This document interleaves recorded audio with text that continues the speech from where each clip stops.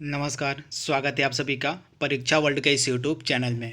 दोस्तों, आज हम उत्तर प्रदेश दरोगा की जो भर्ती है हुई थी 2017 में। 2017 का जो एग्ज़ाम हुआ था उत्तर प्रदेश दरोगा का, उसमें जो प्रश्न पूछे गए थे मूल विधि और संविधान से रिलेटेड, उनको आज के इस वीडियो में हम सॉल्व करेंगे।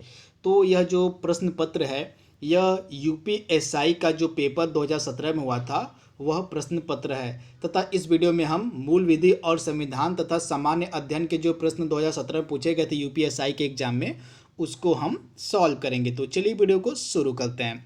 पहला प्रश्न हमारा है, इनमें से कौन सा विषय राज्य सूची में आता है। काफ़ी अच्छा प्रश्न पूछा गया था। तो सबसे पहले आपको पता होना चाहिए टोटल जो है लिस्ट कितनी है हमारे संविधान में। तो एक हो गई संघ सूची, एक हो गई राज्य सूची और एक हो गई समवर्ती सूची। तो टोटल 3 लिस्ट हैं जिनका जिक्र है हमारे संविधान में, तथा एक हो गया आपका संघ सूची, एक हो गया राज्य सूची, एक हो गया समवर्ती सूची।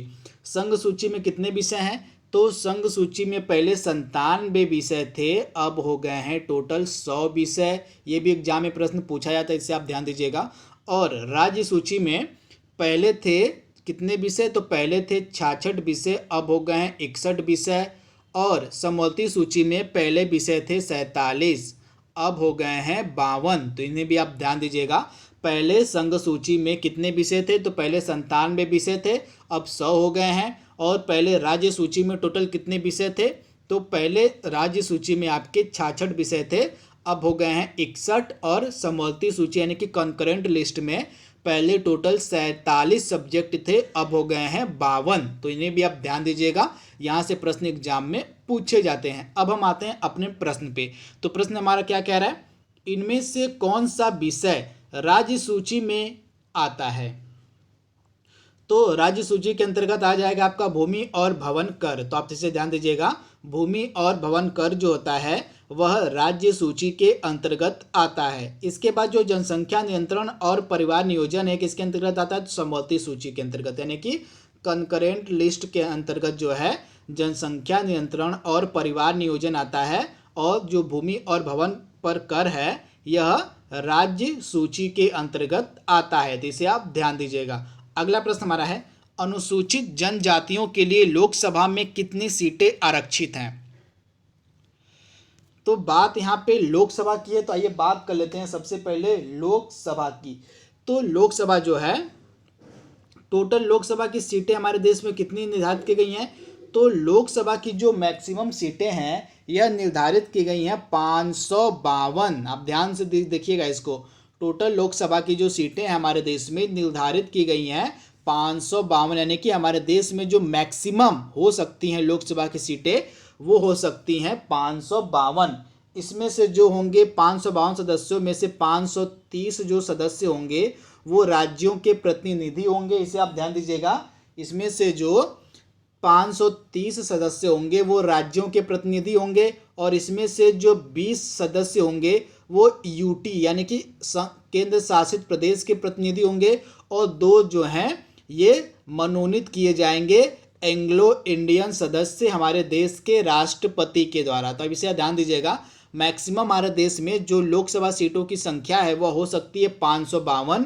इन 552 सीटों में से 530 सीटें जो होती हैं वह राज्यों के लिए होती हैं, आवंटित होती हैं।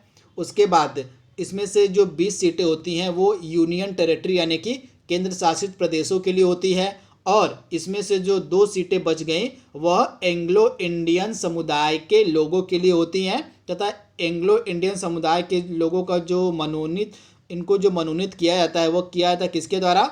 तो हमारे देश के राष्ट्रपति के द्वारा एंग्लो इंडियन समुदाय के 2 लोग मनोनीत किए जाते हैं लोकसभा में। तो ये तो बात हुई मैक्सिमम लोकसभा सीटों की। अगर हम वर्तमान की बात करें तो वर्तमान में हमारे देश में कितनी लोकसभा सीटों पर चुनाव होते हैं? तो 545 वर्तमान में लोकसभा सीटों पर चुनाव हो रहे हैं, जिसमें से 530 सदस्य हैं वो राज्यों के हैं। इसे आप ध्यान दीजिएगा, डेटा लगातार एग्जाम में पूछा जाता है, इसलिए मैं आपको बता रहा हूँ। तो 545 सदस्यों में से वर्तमान में 545 मतलब सीटों पर चुनाव होते हैं, जिसमें से 530 सीट जो है राज्य के लिए निर्धारित हैं। उसके बाद इसमें से कितनी सीटें बच गई आपकी? इसमें से 2 सीटें हटा दीजिए, किसके लिए? तो एंग्लो इंडियन समुदाय के लिए 2 सीटें हो गई।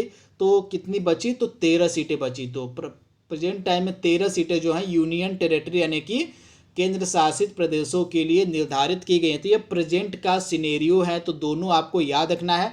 अगर 552 मैक्सिमम सीट की बात हो तो उसको मैंने बता दिया, और वर्तमान में जितनी सीटों पर इलेक्शन होता है उसको भी मैंने आपको बता दिया है, तो इसे आप ध्यान दीजिएगा। तो प्रश्न पे आते हैं। तो प्रश्न हमारा क्या कह रहा है कि अनुसूचित जनजातियों के लिए लोकसभा में कितनी सीटें आरक्षित हैं? तो 47 इसका राइट आंसर हो जाएगा। अब यहाँ पे उत्तर प्रदेश की बात है, तो उत्तर प्रदेश में लोकसभा की सीटें कितनी हैं? तो उत्तर प्रदेश में लोकसभा की सीटें हैं, ये उत्तर प्रदेश एसआई का एग्जाम है, तो आप ध्यान दीजिएगा। उत्तर प्रदेश में लोकसभा की जो सीटें हैं टोटल 80 हैं, जो कि सर्वाधिक सीटें हैं लोकसभा की हमारे देश में, उत्तर प्रदेश में 80। इसे आप ध्यान दीजिएगा। अगला प्रश्न है, गंगा नदी में प्रदूषण की समस्या के समाधान के लिए कौन सी जनहित याचिका दायर की गई थी? तो गंगा नदी में प्रदूषण की समस्या के समाधान के लिए कौन सी जनहित याचिका दायर की गई थी? तो इसका राइट आंसर मिलेगा MC मेहता बनाम भारत संघ। तो ऑप्शन सी इसका बिल्कुल सही है।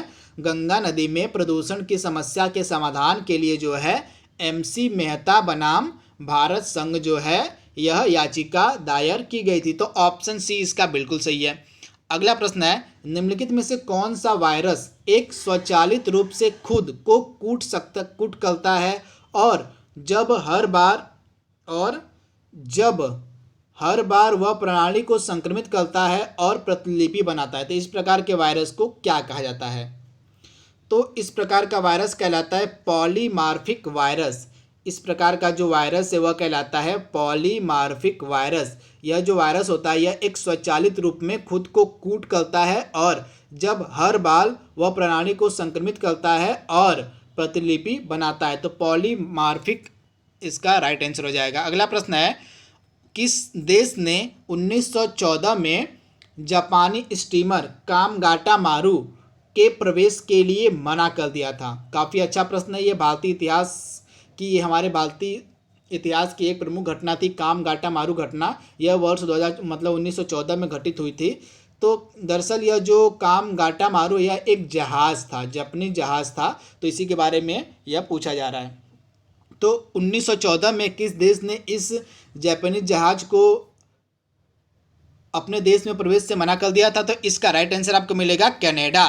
कनाडा में जो ये जहाज़ है वो जा रही थी, परंतु कनाडा की जो गवर्नमेंट थी उसने इस कामगाटा मारू जहाज़ को अपने यहाँ आने से मना कर दिया। मतलब जहाज़ तो उनके तट पर पहुँच गई थी, कनाडा के तट पर पहुँच गई थी, परंतु इस जहाज़ में 300 से लेके 350 के मध्य जो यात्री थे उनको नीचे उतरने नहीं दिया गया था। तो इसी घटना को कहा जाता है कामगाटा मारू घटना, तथा यह कनाडा का जो गवर्नमेंट थी उसने इस जहाज़ को अपने यहाँ अपने यहाँ से लौटा दिया था। तो इसे आप ध्यान दीजिएगा।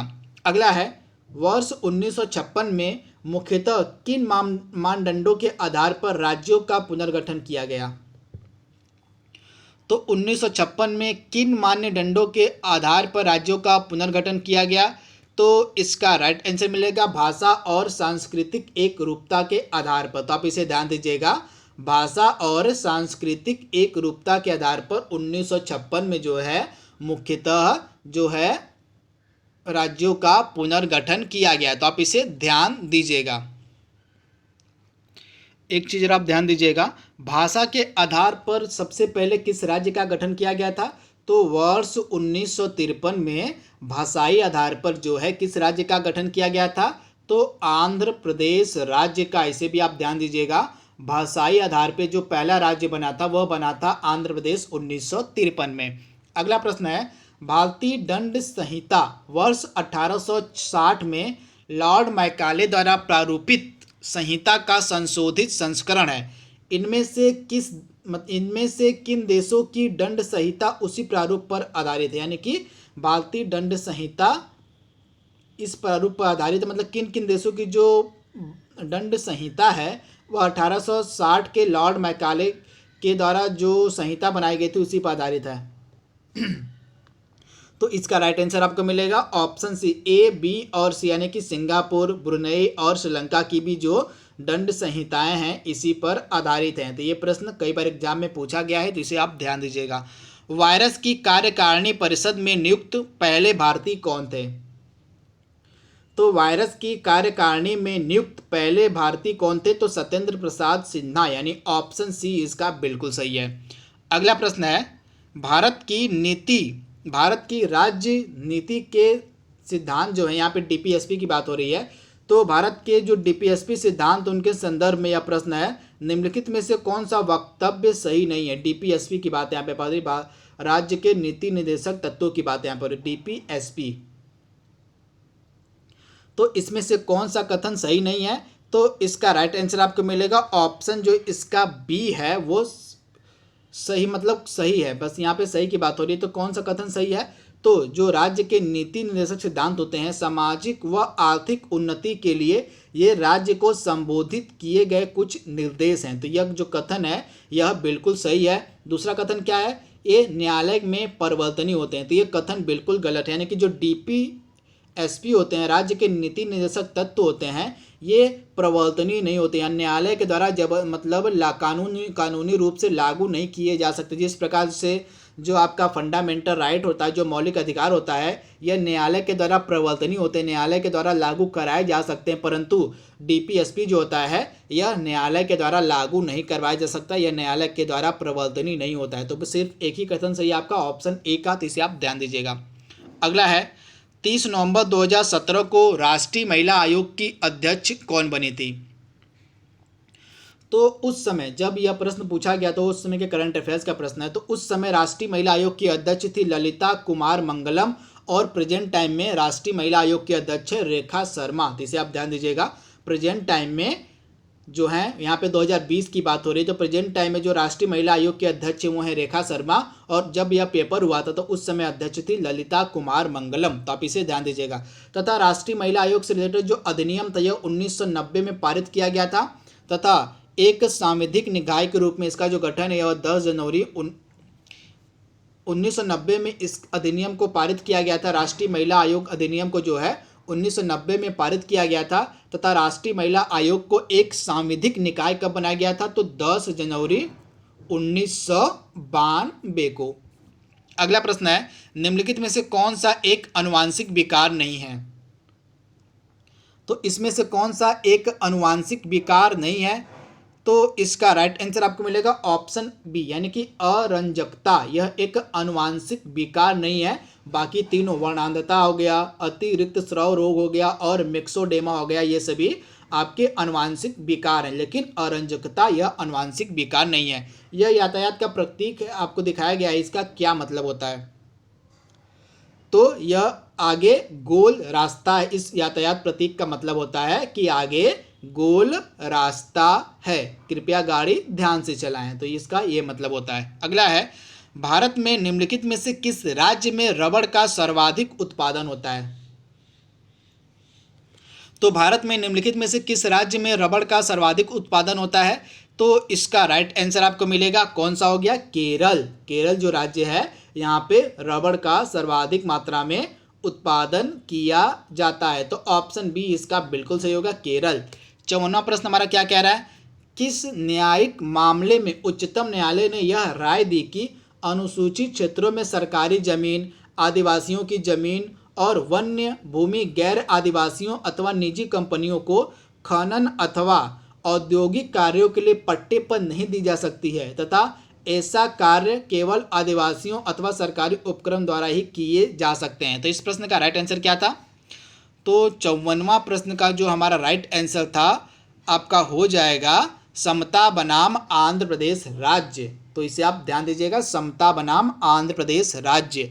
अगला प्रश्न है, किसने गवर्नर जनरल और प्रदेशों के गवर्नरों को संवैधानिक प्रमुख का दर्जा दिया है? तो यह अधिनियम क्या था? भारतीय स्वतंत्रता अधिनियम 1947 जो था, इसने गवर्नर जनरल और प्रदेशों के गवर्नरों को एक संवैधानिक प्रमुख का दर्जा दिया। तो ऑप्शन डी इसका बिल्कुल सही है, भारतीय स्वतंत्रता अधिनियम 1947। अगला प्रश्न है, जलोढ़क तलछट का अर्थ किस प्रकार की भूमि से है?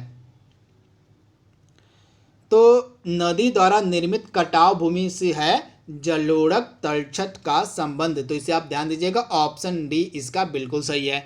अगला प्रश्न हमारा है, भ्रष्टाचार या पद के दुरुपयोग के किसी भी आरोप पर प्रकटीकरण हेतु लिखित शिकायत लेने के लिए भारत सरकार के लिए नामित संस्था के रूप में किसे जाना जाता है? तो भ्रष्टाचार के लिए जो नामित संस्था हमारे देश में बनाई गई उसका क्या नाम है?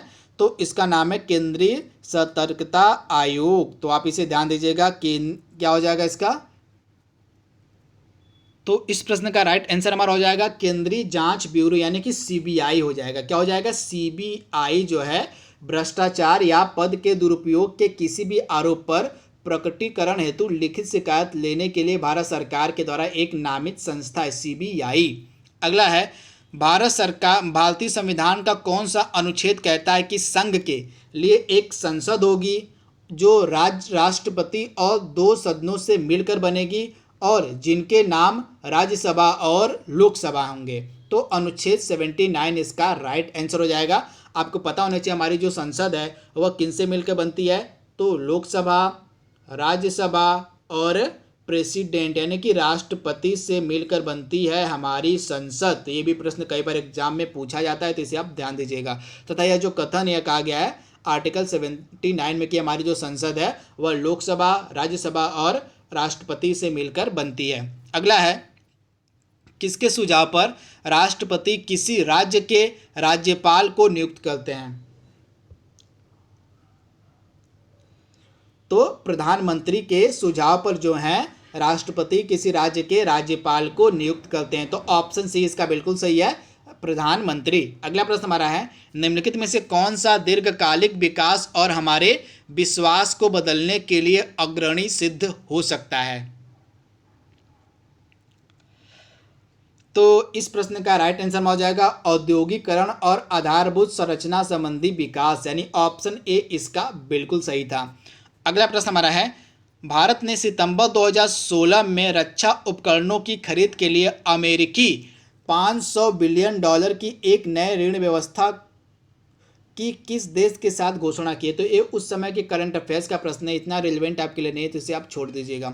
अगला है, यहाँ पे आरटीआई की बात हो रही है, तो आरटीआई अधिनियम के अंतर्गत सूचना प्राप्त करने की प्रक्रिया के संबंध में कौन सा वक्तव्य सही है? यानी कि आरटीआई के संबंध में कौन सा वक्तव्य इसमें सही दिया गया है वह आपको बताना है। तो इस प्रश्न का राइट आंसर हो जाएगा ऑप्शन ए यानी कि केवल बी, यानी कि दूसरा जो कथन है यह सही है। सूचना पाने के पीछे क्या कारण है, सूचना प्रार्थी को यह बताने की आवश्यकता नहीं है। तो ऑप्शन बी इसका बिल्कुल सही है। अगला है, बिना दलाली खाता खोले एक विदेशी कंपनी के शेयरों को बेचने और खरीदने के लिए निम्नलिखित में से कौन सा एक साधन है? तो बिना दलाली खाता खोले एक विदेशी कंपनी के शेयरों को बेचने और खरीदने के लिए जो एक साधन है मुहैया कराया गया, उस साधन का क्या नाम है? तो ग्लोबल डिपॉजिटरी रसीद, यानी कि ऑप्शन सी इसका बिल्कुल सही है। अगला है, भूमि अधिग्रहण अधिनियम 2013 के अनुसार सरकारें निम्न के लिए भूमि अधिग्रहण कर सकती, मतलब भूमि अधिग्रहण अधिनियम जो 2013 है इसके अनुसार सरकारें जो हमारी गवर्नमेंट है वो किस काम के लिए भूमि का अधिग्रहण कर सकती है? तो ऑप्शन ए इसका बिल्कुल सही है, ए और बी, यानी कि सामरिक प्रयोजन के लिए और परियोजनाओं से प्रभावित परिवारों के लिए, परियोजनाओं के लिए जो है यह भूमि का अधिग्रहण कर सकती है सरकार। तो इसे आप ध्यान दीजिएगा, ऑप्शन ए इसका बिल्कुल सही है, इसे आप ध्यान दीजिएगा। अगला प्रश्न है, भारत में बाल अधिकारों का संरक्षण, उन्नयन और हिफाजत करने के लिए वर्ष 2007 में एक वैधानिक निकाय के रूप में किसकी स्थापना की गई? तो राष्ट्रीय बाल अधिकार संरक्षण आयोग की स्थापना की गई थी। तो ऑप्शन सी इसका बिल्कुल सही था। खालिस्तान एक प्रकार का मैलवेयर है जो कंप्यूटर पर विज्ञापन दिखाता है। यह काफ़ी अच्छा प्रश्न है। तो 66 प्रश्न का राइट आंसर हमारा हो जाएगा रूट कीट, यानी ऑप्शन जो सी है इसका बिल्कुल सही है। रूट कीट जो है एक प्रकार का मैलवेयर है जो आपके कंप्यूटर पर विज्ञापन दिखाता है। अगला प्रश्न है, निम्नलिखित में से गति या तीव्रता के आधार पर कौन सी मुद्रास्फीति का एक प्रकार नहीं है? तो निम्नलिखित में से गति या तीव्रता के आधार पर कौन सी मुद्रास्फीति का एक प्रकार नहीं है? तो इसका राइट आंसर हो जाएगा ऑप्शन बी, लागत जन्य मुद्रास्फीति, यानी ऑप्शन बी इसका बिल्कुल सही है। अगला है, महाभारत का अंग्रेजी भाषा में अनुवाद करने वाले पहले भारतीय कौन थे? तो महाभारत का अंग्रेजी भाषा में अनुवाद करने वाले पहले भारतीय थे किसारी मोहन गांगुली, यानी ऑप्शन ए इसका बिल्कुल सही था। किसारी मोहन गांगुली जो थे ये महाभारत का अंग्रेजी भाषा में अनुवाद करने वाले पहले भारतीय थे। तो इसका राइट आंसर आपका हो जाएगा किसारी मोहन गांगुली। अगला है, भारतीय वन सेवा के कैडरों का नियंत्रण या प्राधिकरण वर्णित विकल्पों में से कौन सा या कौन से है? यानी कि भारतीय वन सेवा के कैडरों का जो नियंत्रक है और प्राधिकरण है वह कौन होता करता है? तो इसका राइट आंसर आपका क्या हो जाएगा? तो भारत के राष्ट्रपति, यानी ऑप्शन बी इसका बिल्कुल सही है। अगला है, शब्द भेदिया लेन देन इनसाइडर ट्रेडिंग किससे संबंधित है? तो इनसाइडर ट्रेडिंग किससे संबंधित है? तो शेयर बाजार से, यानी ऑप्शन सी इसका बिल्कुल से शेयर बाजार से संबंधित है इनसाइडर ट्रेडिंग। अगला प्रश्न है, राज्य के राज्यपाल के अधिकारों के संबंध में इनमें से कौन सा वक्तव्य सही नहीं है? तो राज्यपालों के संबंध में इसमें से कौन सा वक्तव्य सही नहीं है? तो ऑप्शन मतलब सही है कि यहाँ पे बात हो रही है कौन सा वक्तव्य सही है? तो ऑप्शन ए, यानी कि केवल एक, यानी कि ऑप्शन ए केवल सही है। क्या है देख लेते हैं। विधानसभा द्वारा पारित किसी विधेयक पर वह अपनी स्वीकृति न देकर उसे राष्ट्रपति के पास अनुमोदन के लिए भेज सकता है। तो यह बिल्कुल सही कथन है।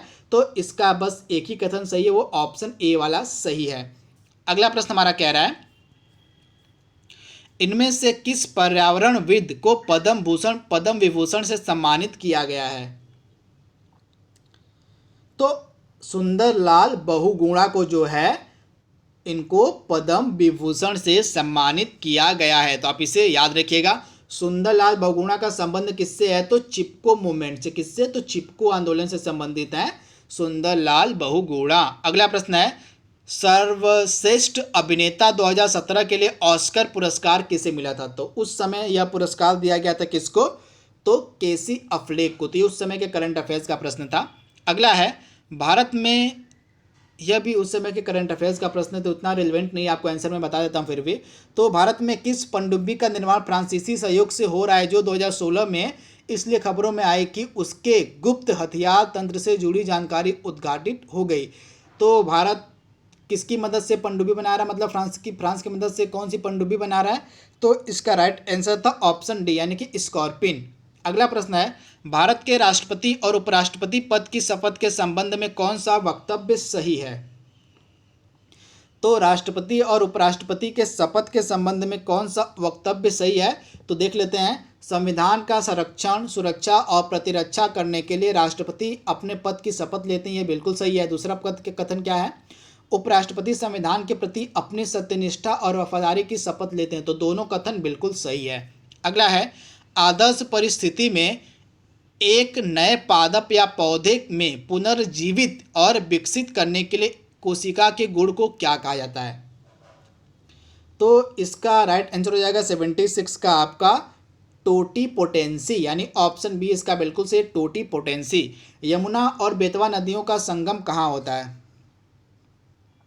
तो यमुना और बेतवा नदियों का जो संगम है आपको मिलेगा हमीरपुर में, यानी ऑप्शन बी इसका बिल्कुल सही है। यमुना और बेतवा नदी का जो संगम है यह हमीरपुर में होता है।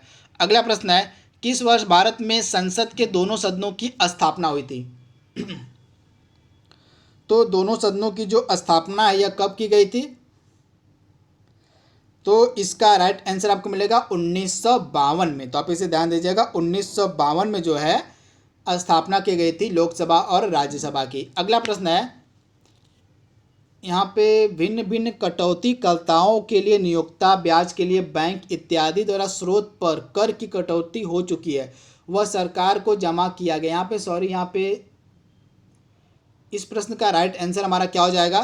तो इसमें से प्रश्न पूछा क्या जा रहा है कि कौन सा फॉर्म है जो निम्नलिखित घटनाओं को प्रदर्शित करता है? तो इसका राइट आंसर आपको मिलेगा ऑप्शन बी, जो फॉर्म 16 होता है यह दर्शाता है कि भिन्न भिन्न कटौतीकर्ताओं द्वारा स्रोत पर कर की कटौती हो चुकी है और वह सरकार को जमा कर दिया गया है। तो फॉर्म 16 यह बताता है। दरअसल यह इनकम टैक्स से रिलेटेड है। अगला प्रश्न जो कि लास्ट प्रश्न है, स्वतंत्रता के अधिकार में क्या निहित है, मतलब स्वतंत्रता के अधिकार में क्या क्या आता है। तो कोई भी पेशा अपनाने का अधिकार, भाषण की स्वतंत्रता, ये सभी आता है स्वतंत्रता के अधिकार में। लेकिन अस्पृश्यता का उन्मूलन और धर्म का पालन, तो ऑप्शन जो ए और बी है वो बिल्कुल सही है। स्वतंत्रता के जो अधिकार हमारे संविधान में निहित हैं उनमें इन दो बातों का जिक्र है, तो इसे आप ध्यान दीजिएगा। तो दोस्तों यहाँ पे हमने 2017 का जो पेपर पूछा गया था यूपीएसआई के एग्ज़ाम में, उसको हमने सॉल्व कर लिया है। तो आज के लिए बस इतना ही। Thank you, thanks for watching, thank you.